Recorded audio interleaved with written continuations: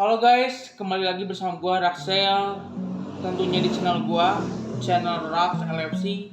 Di sini gua akan membuat konten kritik soal Liverpool dan dikritik Liverpool kali ini gua akan membahas match Liga Champions League yang mempertemukan antara Liverpool Football Club dan Atletico Madrid.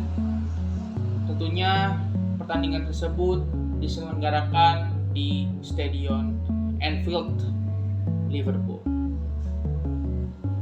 Oke guys, sebelum gue akan bahas lebih lanjut, alangkah baiknya gue minum terlebih dahulu supaya gue lebih lancar dan segar untuk memaparkan kritik-kritik soal Liverpool, oke?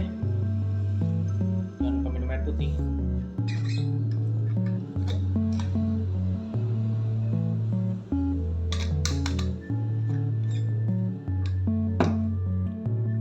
Oke guys, saatnya kita akan masuk ke topik kritik pembahasan match yang cukup membuat gua dagdikduk, membuat gua sedikit senam jantung, karena itulah Liverpool. Kalau tidak membuat senam jantung para fansnya, bukan Liverpool namanya. Oke guys,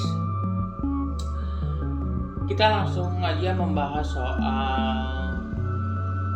lini dan line up yang diturunkan oleh Arne Slot. Line up itu tertera di sini. Ya, di situ. Arne Slot yang sudah kalian lihat di line up, dia menurunkan pemain-pemain inti. Dan tidak hanya pemain inti, ternyata di match kemarin pemain baru yang sangat-sangat baru, yang sangat-sangat hangat baru diangkat, yang sangat ditunggu-tunggu oleh para fans termasuk gua, akhirnya dimainkan juga, yaitu Alexander Isak. Walau memang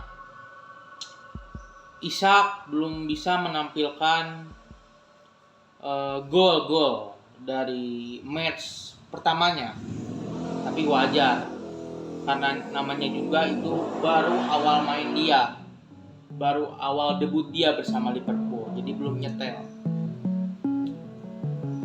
Make sense melihat Isak kemarin dia mencoba untuk membuat kontribusi gol, walaupun hasilnya nyaris tidak gol, tapi ya tidak apa-apa karena diwajarin aja dia baru main untuk Liverpool di match Champions League. Untuk keseluruhan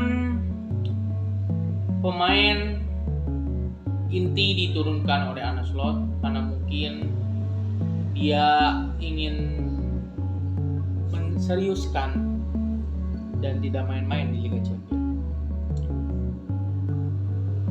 Dan soal formasi, gue akan baca dulu Arne Slot memberi formasi apa. Tunggu sebentar, gue akan lihat dulu formasi yang Arne Slot terapkan dalam match kemarin itu. Tunggu sebentar. Ya, ini sudah ada. Formasi yang diturunkan oleh Arne Slot adalah formasi 4-2-3-1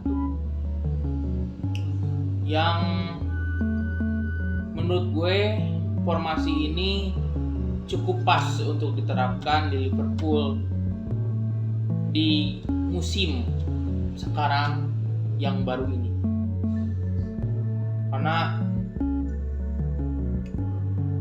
sistem ini yang menurut gue bisa cocok dengan para pemain-pemain baru Liverpool. Oke, gue sebutkan dari setiap line up yang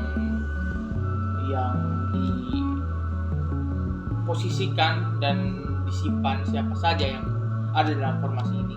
Seperti biasa, kiper ada Alisson Becker, terus di left back ada Robertson, back tengah kiri seperti biasa penggawa kita Van Dijk, dan back tengah kanan yaitu Konate, penggawa juga, dan RB right back Frimpong. Kemudian ada di tengah dia bermain dengan 2 gelandang yaitu Gravenberch gelandang bagian kiri dan Szoboszlai di kanan. Oh sebentar, gua akan bahas dulu kenapa di match ini Robertson malah ditunjuk untuk bermain di Champions dengan Liverpool, dengan para pemain lain. Gue tahu alasannya kenapa. Karena waktu gue lihat di EPL kemarin, ketika Liverpool menggunakan Milos Kerkez, dia tuh terlalu berani sekali mengambil resiko yang fatal. Kerkez itu sudah 2 kali kemarin lawan kemarin tuh Burnley kalau nggak salah, dia dua kali kartu kuning itu. Cepat-cepat lah sama Arne Slot ditarik, karena dia kalau sampai kartu merah dia nggak bisa main. Daripada Arne Slot dampaknya jadi besar ke tim, jadi alangkah baiknya Kerkez buru-buru diganti. Udah 2 kartu kuning itu buru-buru diganti dia sama Robertson masuk, Kerkez keluar.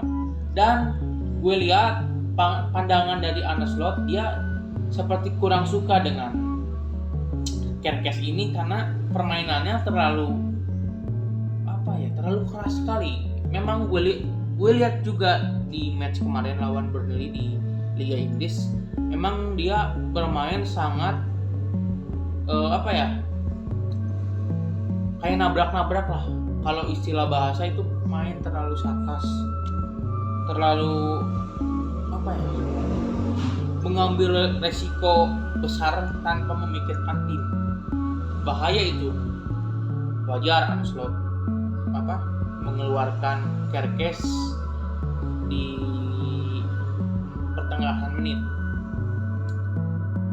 Karena ini alasannya. Makanya di match kemarin bukan Kerkez yang menjadi starting line up pertama untuk di posisinya left back. Jadi Robertson yang kemarin ditaruh. Gua maklumin memang Kerkez itu usianya masih muda ya, cukup muda, belum bisa sepenuhnya matang untuk memutuskan pertimbangan main bola. Wajar karena usianya masih muda, tapi Kerkez menurut gua bakal melakukan yang lebih baik lagi dari hal yang terlalu egois lah, dan mungkin jadi pelajaran untuk Kerkez juga bahwa kenapa alasan dia diganti oleh Robertson. Pasti dia berpikir, pasti ini ada problem, kenapa pelatih, dan sekaligus menjadi tamparan untuk Kerkez untuk jauh lebih bermain hati-hati. Boleh bermain secara agresif, tapi jangan terlalu sarkas banget lah, jangan terlalu keras.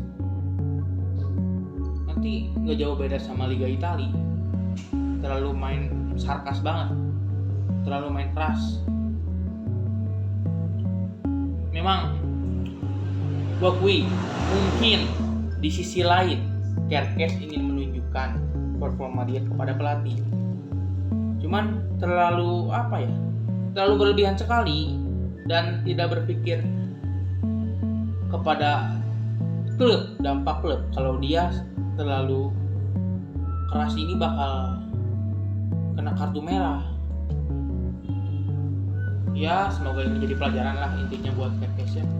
Oke, kita lanjut. Tadi udah di sisi gelandang, sekarang di lini depan.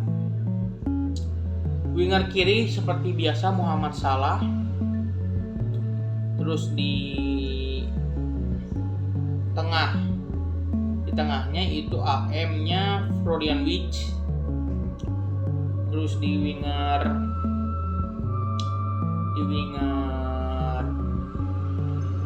kanan, di winger kanannya itu Gakpo. Dan ya, gua akan bahas soal Gakpo juga. Sudah beberapa match gue lihat Gakpo sebenarnya agak kurang. Menurut gue agak kurang Gakpo. Kenapa kurang? Ada alasannya. Dia terlalu banyak bermain gocak-gocek dan selalu gampang hilang bola.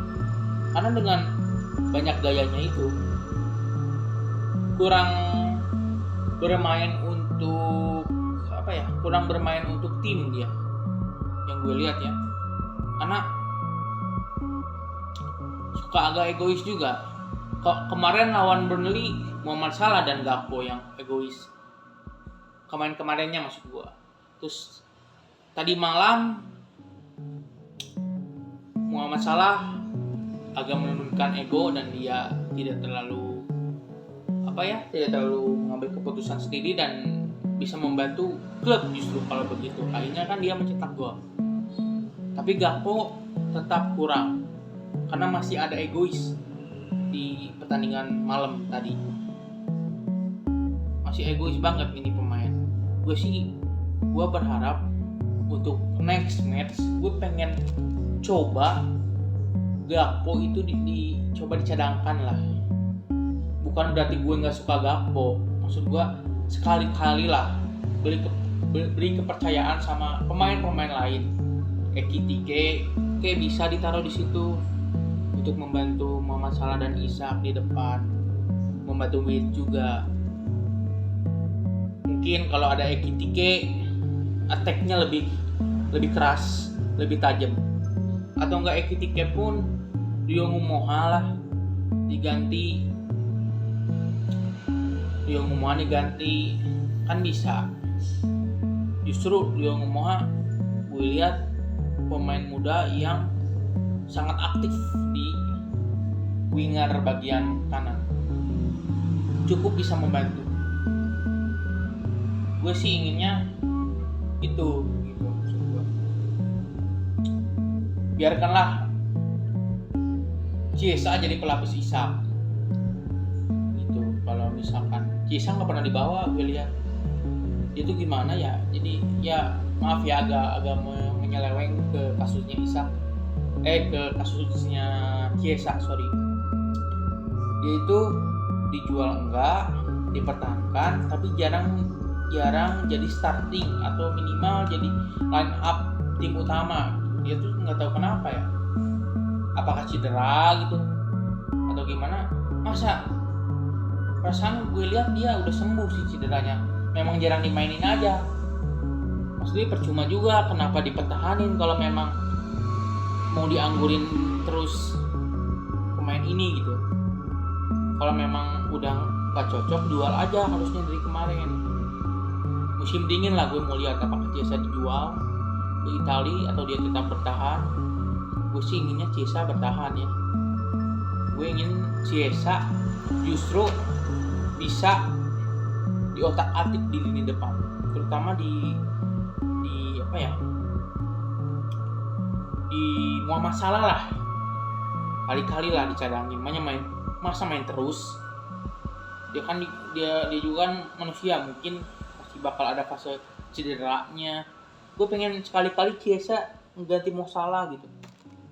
Kayaknya Mo Salah tuh posisi yang gak tergantikan, tapi kan Mo Salah juga pasti bakal kedepannya ada halangan, entah itu cedera, entah itu kartu merah atau kartu apa. Mudah-mudahan sih jangan adalah halangan-halangan untuk Muhammad Salah, tapi kan setidaknya Chiesa dicoba. Itu maksud gue. Percuma dipertahanin kalau nggak dipakai juga, buat apa? Bukan buat jadi patung kan di Liverpool. Digaji juga, cuma digaji tetap, tapi dia nggak pernah dimainin, dijual enggak. Tolonglah, gua walaupun mungkin konten gue ini hanya konten kritik receh fans, tapi kan semoga aja didengar oleh media luar dan didengar oleh orang-orang Liverpool. Chiesa lah, tolong sedikit-sedikit di otak-atik lah di situ depan. Percuma kalau kalian mau, khususnya orang Liverpool, percuma kalau dia dipertahanin kalau nggak dimainin.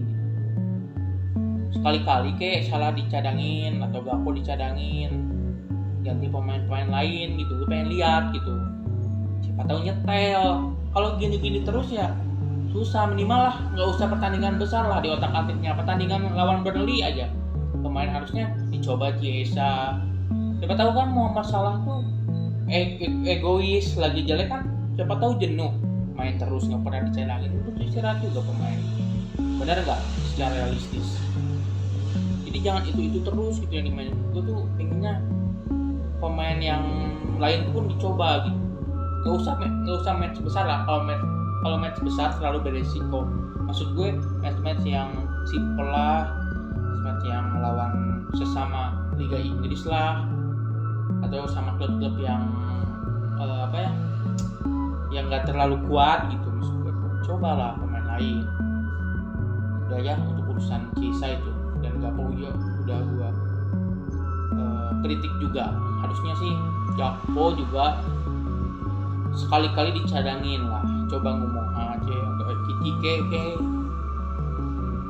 Cuma itu Ekitike dibeli berapa itu, 90-an kalau nggak salah ya, 90-an juta. Kalau nggak dipakai buat apa gitu, cuma jadi pelapis nunggu. Gakpo cadangin lah, dia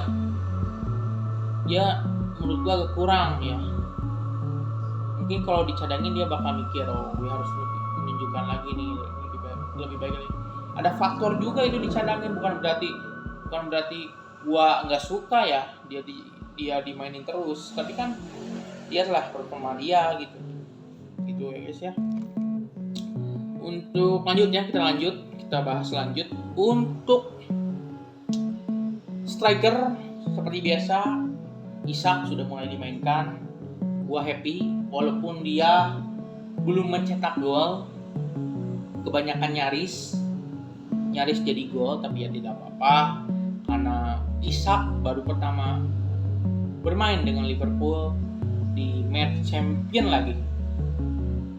Belum bermain full dengan Liverpool, jadi wajar belum nyetel lah.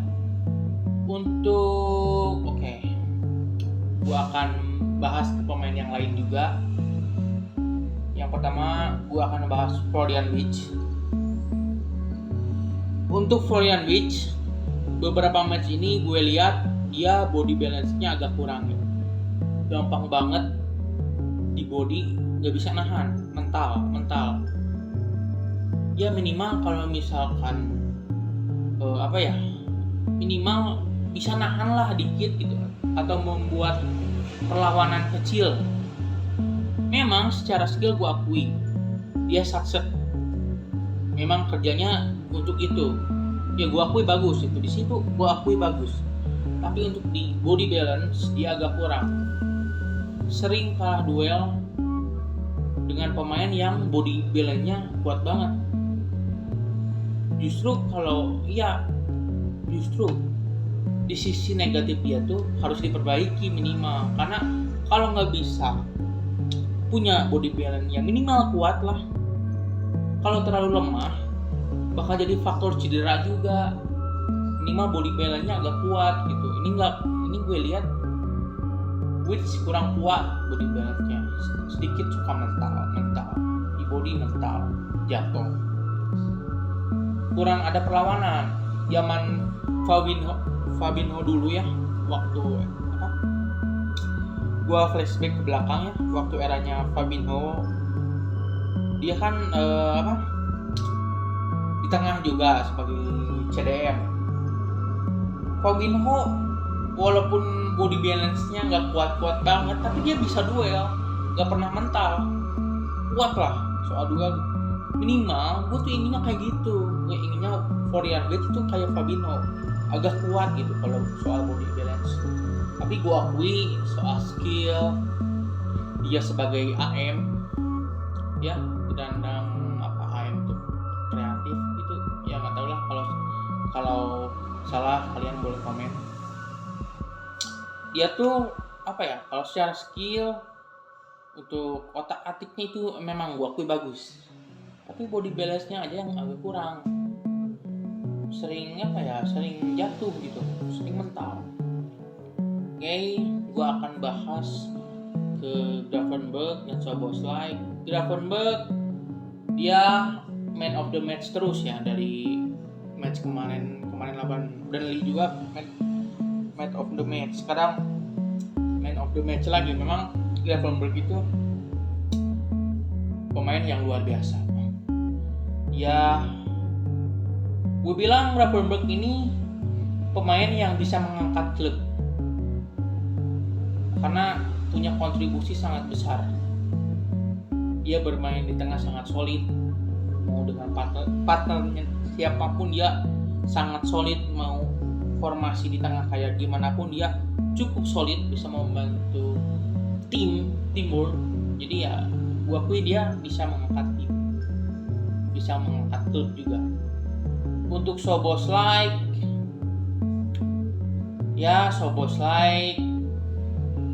untuk di tengah lumayan, walaupun secara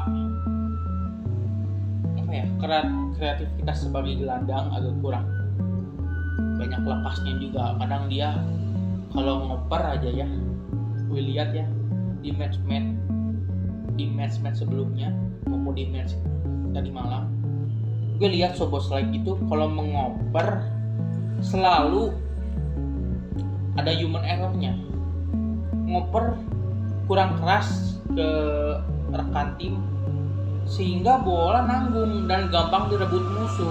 Itu kekurangannya Szoboszlai di tengah, kreatifnya agak kurang sebagai gelandang.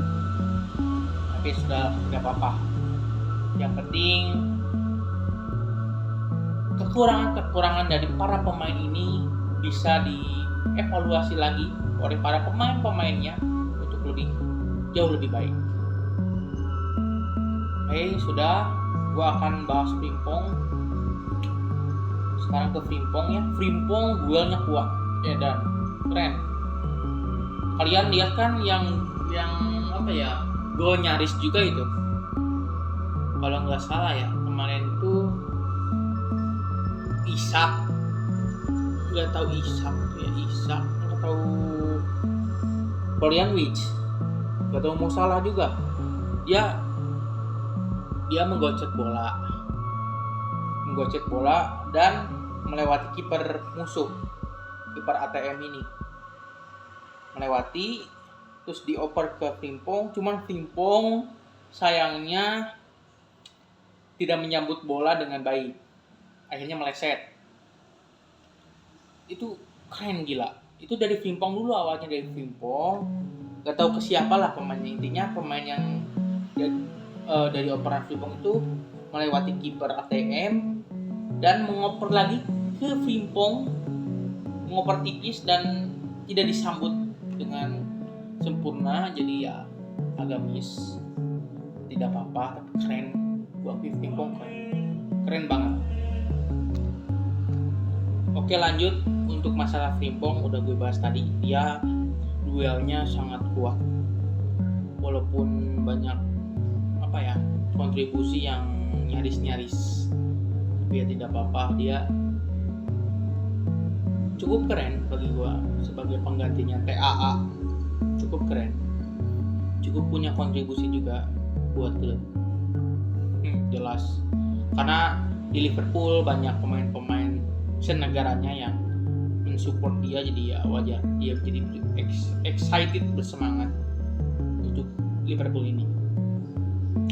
Oke, kita lanjut bahas ke Konate dan Van Dijk. Gila, Konate dan Van Dijk kemarin mode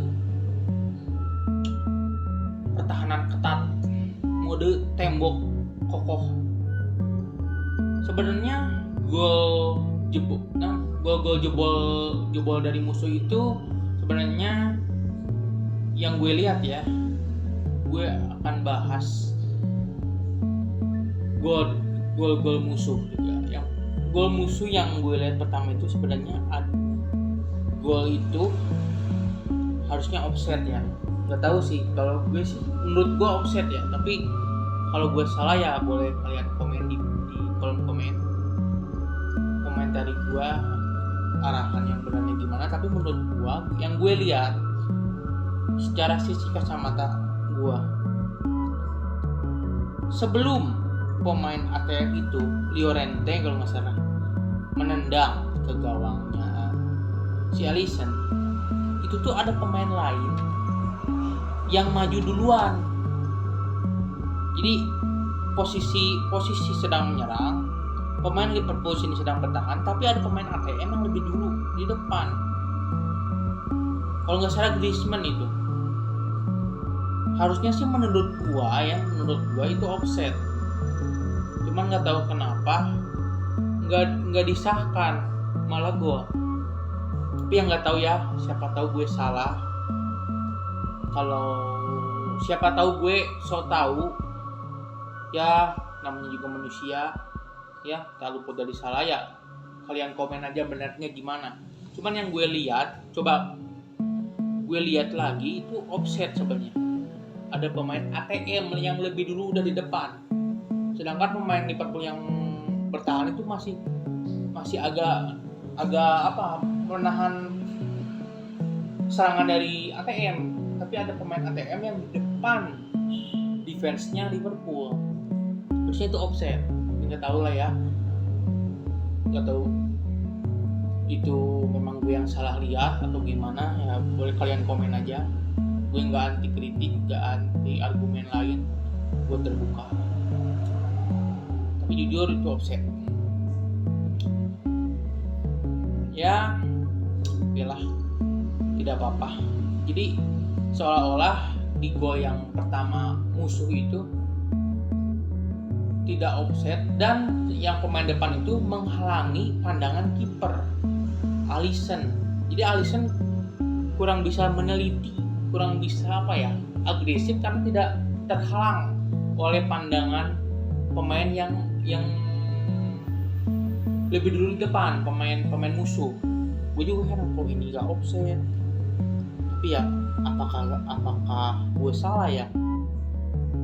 Apakah pihak wasit keliru? Gak tahu juga sih ya. Coba kalian lihat lagi aja gol yang pertama musuh itu, apakah sah atau golici. Gue juga nggak tahu lah. Boleh bisa kalian lihat lagi, dan kalau gue salah, asumsi gue salah soal offset ya, kalian bisa komen di bawah, kritik gue, kasih tahu gue. Oke guys. Oke, lanjut ke Alisson. Untuk Alisson, dia keren, nge-save-nya cukup keren. Kalau dia nggak tahu ya, kalau dia nggak dilicikin sepertinya kiper ini cukup ampuh, save-nya keren, membantu tim. Kalau kadang ada blundernya juga. Itu gawang yang dijebol dia suka gagal itu antara gagal karena dilicik antara gagal karena dia blunder. Tapi gue lihat kemarin kok agak sedikit ada kelicikan ya yang sedang dimainkan oleh orang belakang. Gue juga nggak tahu lah ya. Ya sudahlah, kemenangan tetap kemenangan bagi Liverpool. Match ini menurut gue sangat seru dan ya dibilang sportif banget juga enggak, karena gue rasa ya, asumsi gue itu ada kelicikan sedikit. Ya nggak tahu lah ya, siapa tahu gue salah ya, boleh kalian komen aja. Oke guys, ya jadi di pertandingan debut leg pertama Liverpool Liga Champions melawan ATM ini, Liverpool unggul tipis 3-2. Semoga di leg kedua, nggak tahu ini ada leg kedua nggak, biasanya ada leg kedua. Semoga di leg kedua Liverpool bisa unggul telak atas ATM. Dan gue berharap pemain-pemain yang gue inginkan tadi, yang gue ingin mencoba mengkritik dan merubah tadi, itu diterapkan oleh Arne Slot. Terutama posisinya Gakpo. Karena Gakpo menurut gua beberapa match ke belakang ini sama tadi malam itu kurang jalan. Dia kalau dapat bola itu ya selalu gocek-gocek terus, nggak pernah langsung over ke temannya. Jadi kan kerebut terus sama musuh, hilang bola. Kalau misalkan dia gocek-gocek nggak pernah hilang bola, nggak jadi masalah. Dia itu gocek-gocek hilang bola, gocek-gocek hilang bola, nggak pernah ngoper gerakan. Jadi ya maaf ya Gakpo, bukannya gue nggak suka sama lu, cuman ya cobalah sekali-kali pemain lain dicoba. Mau membuat chemistry jalan kayak gimana kalau pemain lain gak dicoba, gitu kan asumsinya. Ya sudahlah ya, tapi bersyukur masih bisa menang tipis, walaupun menangnya itu selalu menit akhir. Dari match-match kemarin itu menit akhir aja unggulnya tuh, menangnya tuh menit akhir aja ada yang cetak gol. Kalau nggak menit 90, menit 80, selalu ada faktor yang jadi jackpot dadakan. Ya sudahlah ya, mau gimana lagi. Semoga di match selanjutnya dan untuk kedepannya pemain-pemain baru maupun senior yang sudah ada di sini bisa bermain jauh lebih baik. Gue berharap gitu aja lah ya. Dan semoga di Liga Champions kali ini ya gue nggak muluk-muluk. Semoga para pemain bisa bersaing lah dengan klub-klub kuat yang lain. Itu aja lah. Gue nggak berharap menang trofi-trofi, enggak. Walaupun sebenarnya sebagai fans mau sih trofi itu, kemenangan mau. Cuman kan realistisnya kan gak seperti itu ya. Jadi ikutin aja lah alurnya gimana. Mudah-mudahan para pemain cukup bisa membuat kontribusi banyak untuk tim. Oke guys, jadi segitu aja. Gua Muhammad Raksa undur diri. Salam INWA.